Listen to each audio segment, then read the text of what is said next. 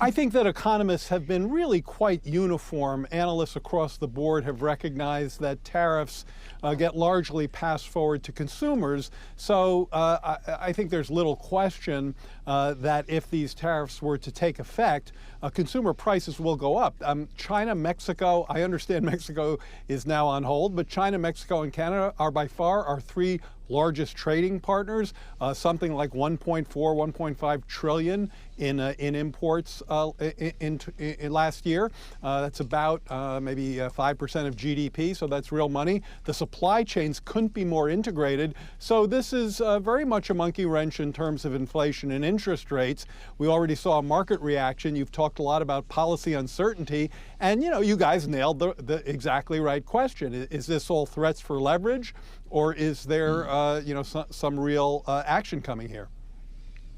Well, you've been in meetings like these, Jared. I don't know what your thought is on that, but when you consider the countries we're talking about here, and like Sean just said, it's not just about raising revenue or exacting some sort of retribution. It's about rebalancing trade. What would Donald Trump need to do to zero out our relationship with Canada? That appears to be the goal here, no? Yeah. Well, first of all, let me say that I really probably haven't been in meetings like this, because one of the things that we put a pretty high priority on was avoiding the kind of policy lurching that we've seen in the past couple of weeks. Now, look, if you do everything yourself from the Oval, and we did executive orders as well, though nothing like what we're seeing in terms of the flurry from Trump, if you do everything yourself, you're going to have a lot more policy lurching. They call it flooding the zone, and I just think it's particularly bad for the uncertainty that we've talked about, and that creates a negative climate for business investment. So I think this is not the kind. If I were at those meetings, I'd be saying, wait a second, let's try to give the world a little more idea about what we're up to here. By the way, if you don't enact the tariffs, you don't get the revenues. So I think it's they can't talk both about we're using this for leverage and we're going to collect a lot of revenues. In terms of zeroing out, trade balances, I think you're probably right. We know these folks think of the trade deficit as a scorecard, and I just think that's a really big mistake. I mean, we've had full employment economies with large trade deficits and with small trade deficits. That doesn't mean they're 100% wrong, by the way. And in fact, one of the things that they got right before a lot of other people did was to recognize communities and people who've gotten hurt by persistently imbalanced trade. But that doesn't mean you try to zero out trade balances, because that has significant negative effects on prices, interest rates, and supply chains. It means that you make sure that you're running the kind of economy that provides opportunities for everybody, including those in import competing sectors. Well, and when we consider those that the president thinks have been hurt by our current trade balances, a lot of it, Jared, he continues to speak to, is the manufacturing sector. He thinks that tariffs are a way to protect American manufacturers and to incentivize more production in the U.S. If tariffs are not the right way to go about that, what is? Well, first of all, let me just underscore the points that were made by the excellent guy you had on before me, who pointed out that these tariffs that we saw in Trump 1 were associated with job losses in manufacturing. I remember vividly the day that Alcoa came right after Trump put on aluminum tariffs. Alcoa, the biggest U.S.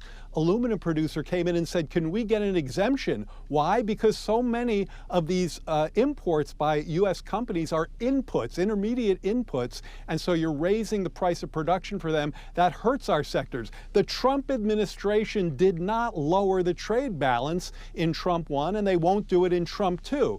So, your question is the right one. How do you increase activity in the manufacturing sector, if that's your goal? And certainly it was part of our goal in the Biden administration. You incentivize investment. This is a lot more carrots than sticks. Our investment agenda, which is ongoing, was pulling in hundreds of billions of private capital to invest in standing up new domestic industries, many of which, by the way, most of which are being built in red or even Trumpian parts of the country. So that's the way that we found to be a lot more successful. I think the record is starting to show that works much better than this approach. Yeah, it does appear they're going to be drinking the clears up in Canada because they're going after whiskey from Kentucky here, Jared. I just wonder, what are companies supposed to do? If you're Mary Barra, what do you do right now? And by the way, GM has been one of the hardest hit today, even with some of the relief that we've seen since this morning. If you've got a vehicle that's crossing the border multiple times at various stages of assembly, do you have to rewrite your entire business plan? Well, it was interesting you should raise Mary Barra, because she was quoted in the Journal the other day. I took this to heart. She said, we're putting some of our investment plans on hold until we get a bit more policy certainty. That's not an exact quote, but that's certainly the spirit of what she said. That's a precise a point that I think is so important here. Even if you're happy, as I am, to see these Mexican tariffs postponed for a month, the damage is already done in terms of creating an uncertain environment that we know for a fact, empirically has been shown, trade uncertainty of this magnitude is associated with diminished investments. I don't think that these supply chains that you just asked about, where vehicles cross borders, both north and southern borders many times, are going to be reconstructed anytime soon. And look, if this call goes the way it might go at 3 o'clock, they don't need to be. So one thing we need to find out is just how serious the president is about all this. Jared, as we've been talking, we've been getting some headlines from Raphael Bostic, the president of the Atlanta Fed. And obviously, for the last several years, we haven't been able to have the frank conversations around monetary policy we wish we could have with you. So I ask you this question now. As Bostic says, they're just going to have to watch on tariffs. Do you expect the Federal Reserve is going to look through this? I think they're going to probably look through any one-time price hits. I think, again, the conversation you just had suggested that when you do put a tariff on it, definitely is a price hit to inflation, but it can be a one-time hit for the level, not an ongoing hit to the growth rate. Where I think they are probably worrying more about than they might be talking about is any kind of damage done to inflationary expectations. I consider anchored inflationary expectations a national economic treasure, in the sense that this was so important in getting inflation back down when the pandemic-induced spike occurred.